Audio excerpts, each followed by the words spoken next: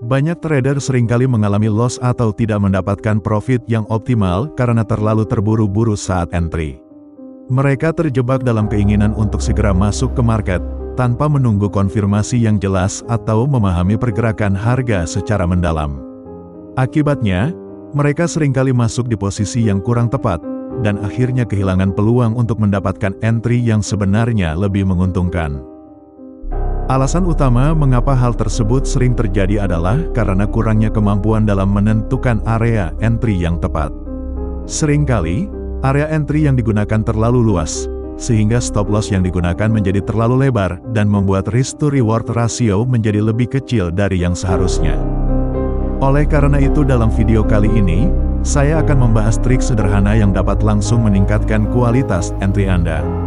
Penting untuk Anda pahami bahwa dalam trading, yang terpenting bukanlah tentang seberapa sering Anda entry, tapi seberapa baik Anda memilih momen untuk entry. Jadi bersiaplah karena ada banyak hal penting yang akan saya bagikan kepada Anda.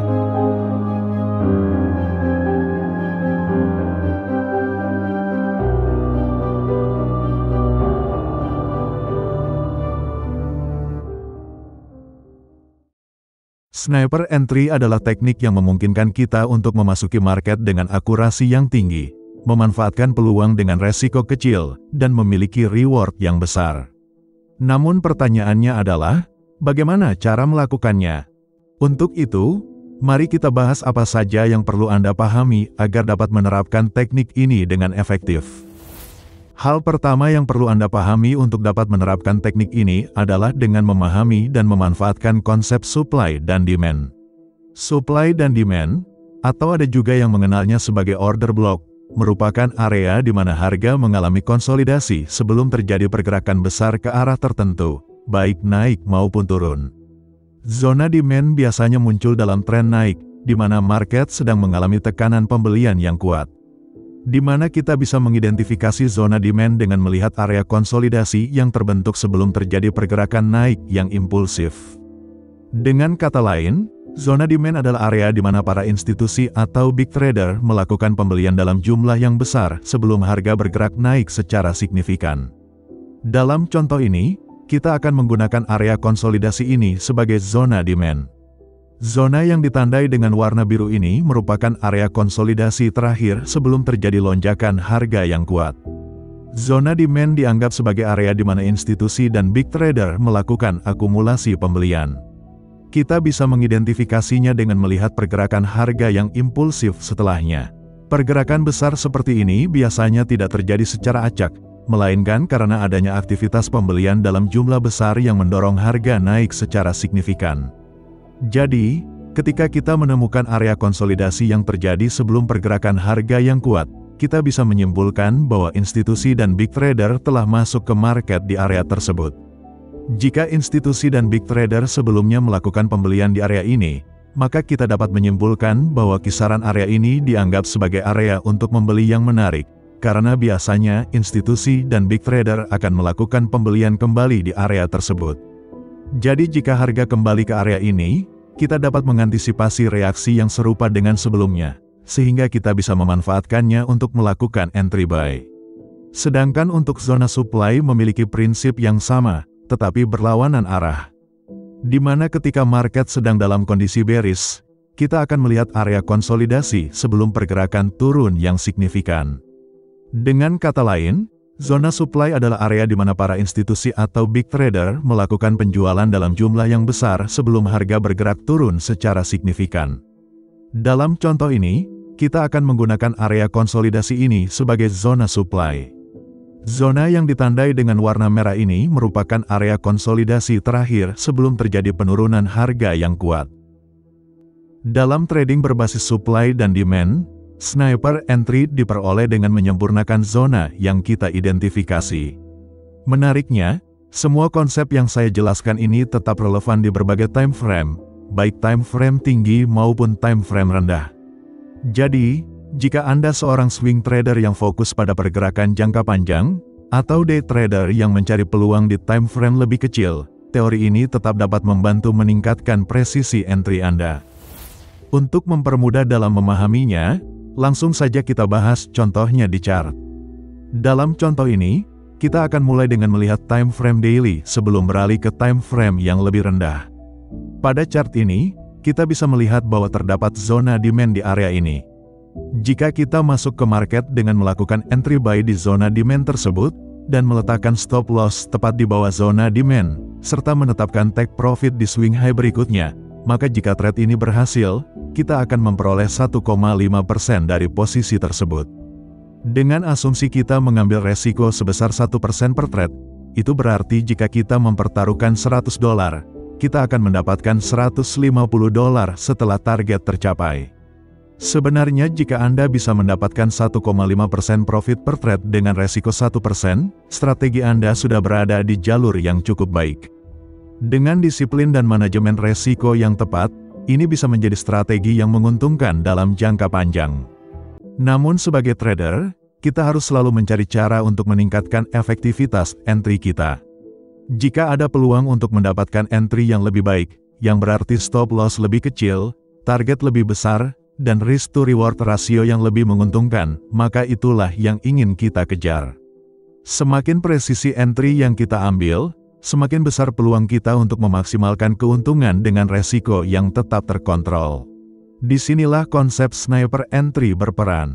Teknik ini memungkinkan kita untuk masuk ke market dengan lebih presisi, sehingga kita bisa mendapatkan potensi keuntungan yang lebih besar. Kuncinya adalah menyempurnakan zona agar kita bisa masuk di level terbaik dan dengan konfirmasi yang lebih baik. Menyempurnakan zona berarti kita tidak hanya melihat zona demand atau supply di time frame daily, tetapi juga turun ke time frame yang lebih rendah untuk menemukan zona yang lebih akurat di dalamnya. Dengan cara ini, kita bisa menyempurnakan entry agar lebih presisi. Jadi kita sudah mengidentifikasi zona demand pada time frame daily yang sebelumnya kita bahas. Sekarang, jika kita turun ke time frame H4, kita dapat melihat bahwa ada beberapa zona demand tambahan yang terbentuk di dalam zona daily tersebut. Dan jika kita amati, terdapat pergerakan yang impulsif setelah zona demand tersebut terbentuk, sehingga kedua zona tersebut merupakan zona demand yang kuat. Akan tetapi, kita masih tidak melihat adanya setup entry yang jelas yang sebaris dengan kedua zona demand tersebut. Oleh karena itu, mari kita coba masuk ke time frame yang lebih rendah lagi, yaitu ke time frame H1. Di mana pada time frame H1 ini kita bisa melihat lebih jelas zona demand yang kita tandai di time frame H4 tadi. Di mana bisa kita lihat kalau sebaris dengan zona demand kedua, terdapat setup Quasimodo. Sehingga kita bisa menggunakan zona demand kedua ini sebagai zona yang lebih ideal untuk melakukan entry. Dengan memahami konsep ini, kita bisa memperbaiki entry kita dan menghindari untuk masuk terlalu awal. Alih-alih langsung masuk di zona demand daily, kita bisa turun ke zona demand di time frame H4 dan H1 untuk mencari titik entry yang lebih optimal.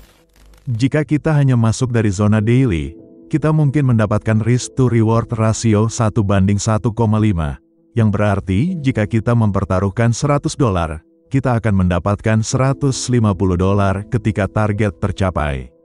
Namun, dengan masuk lebih dalam sampai ke zona demand di time frame H1, kita bisa menurunkan entry kita ke level yang lebih rendah dengan jarak stop loss yang lebih kecil, tetapi tetap menargetkan swing high yang sama.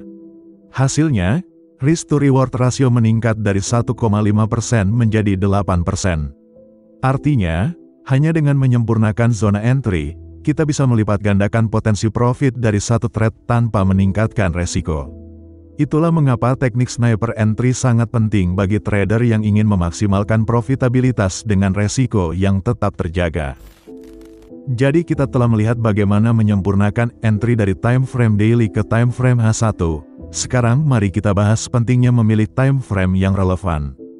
Dalam contoh ini, kita turun dari time frame daily ke time frame H1 untuk mencari zona demand yang lebih presisi.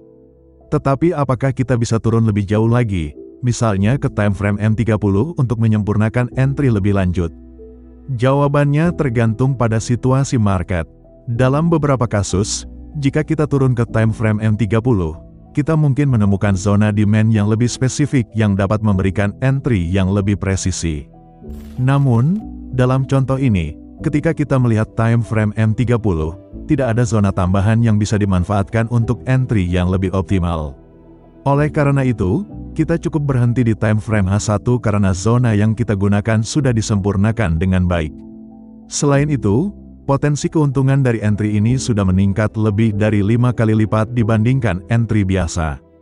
Tidak perlu memaksakan mencari entry di time frame yang lebih kecil jika tidak ada peluang tambahan yang jelas. Karena jika kita terlalu berambisi menyempurnakan zona entry, kita bisa merasa sangat kecewa jika trade yang sudah dianalisa dengan baik justru tidak tereksekusi. Bayangkan betapa frustasinya kehilangan potensi profit 8% hanya karena kita terlalu terpaku pada entry yang terlalu sempurna, padahal sudah ada opsi yang lebih masuk akal. Dalam analisa multi-time frame daily, H4, dan H1 memiliki hubungan yang erat dan saling mendukung. Menyesuaikan entry dari daily ke H1 masih relevan dan cukup aman. Namun, jika kita langsung melompat dari daily ke M5, itu adalah perbedaan yang terlalu ekstrim, yang justru meningkatkan resiko kehilangan peluang entry. Meskipun ada kalanya trade tersebut terpicu dan menghasilkan profit yang besar, lebih sering kita justru melewatkan banyak peluang bagus yang seharusnya bisa diambil dengan time frame yang lebih relevan. Jadi, meskipun reward yang lebih besar terdengar menarik, kita perlu bersikap bijak dan realistis dalam menyeimbangkan potensi profit dan juga resiko. Sekarang mari kita lihat contoh berikutnya. Dalam contoh ini, kita akan mulai dengan melihat time frame H1 sebelum beralih ke time frame yang lebih rendah. Pada chart ini, kita bisa melihat bahwa terdapat zona supply di area ini. Jika kita masuk ke market dengan melakukan entry sell di zona supply tersebut, dan meletakkan stop loss tepat di atas zona supply, serta menaruh take profit di swing low ini, maka jika trade ini berhasil, kita akan memperoleh 2,2% dari posisi tersebut. Dengan asumsi kita mengambil resiko sebesar 1% per trade, itu berarti jika kita mempertaruhkan $100, kita akan mendapatkan $220 setelah target tercapai. Jika kita turun ke time frame M30, kita dapat melihat bahwa ada zona supply yang terbentuk di dalam zona H1 tersebut. Dan jika kita amati, terdapat pergerakan yang impulsif setelah zona supply tersebut terbentuk, sehingga zona tersebut merupakan zona supply yang kuat. Selain itu, bisa kita lihat kalau sebaris dengan zona supply tersebut, terdapat setup Quasimodo. Sehingga kita bisa menggunakan zona supply ini sebagai zona yang lebih ideal untuk melakukan entry. Dengan memahami konsep ini, kita bisa memperbaiki entry kita dan menghindari untuk masuk terlalu awal. Alih-alih langsung masuk di zona supply H1, kita bisa turun ke zona supply di time frame M30 untuk mencari titik entry yang lebih optimal. Namun, ada catatan penting untuk penempatan stop loss pada zona supply dan demand di time frame rendah. Saya biasanya menempatkan stop loss satu level resisten di atas zona supply, atau satu level support di bawah zona demand. Hal ini karena di time frame rendah, harga seringkali sedikit menembus zona supply dan demand sebelum akhirnya berbalik arah. Sekarang kita bisa melihat bahwa jika kita hanya masuk dari zona H1, kita mungkin mendapatkan risk to reward rasio 1:2,2, yang berarti jika kita mempertaruhkan $100, kita akan mendapatkan $220 ketika target tercapai. Namun, dengan masuk lebih dalam sampai ke zona supply di time frame M30, kita bisa menaikkan level entry kita ke level yang lebih tinggi dengan jarak stop loss yang lebih kecil, tetapi tetap menargetkan swing low yang sama. Hasilnya, risk to reward rasio meningkat dari 2,2% menjadi 6,5%. Setelah membahas konsep sniper entry dan bagaimana menyempurnakan zona entry dengan pendekatan multi-time frame, kita dapat menyimpulkan bahwa ketepatan dalam memilih momen entry adalah faktor yang sangat penting dalam trading. Banyak trader yang terlalu terburu-buru masuk ke market tanpa konfirmasi yang jelas, sehingga akhirnya mereka mendapatkan risk-reward rasio yang kurang optimal. Dengan memahami dan menerapkan teknik ini, kita bisa meningkatkan presisi entry, meminimalkan resiko, dan memaksimalkan potensi keuntungan. Saya harap penerapan teknik sniper entry ini bisa membantu Anda meningkatkan kualitas trading Anda ke level yang lebih tinggi.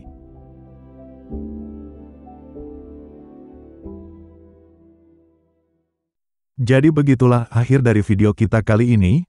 Terima kasih telah menonton sampai akhir. Jika kalian belajar sesuatu yang baru dan menyukai video ini, kalian bisa like video ini untuk menunjukkan support kalian, Subscribe juga channel ini dan tekan tombol lonceng supaya kalian tidak ketinggalan video terbaru.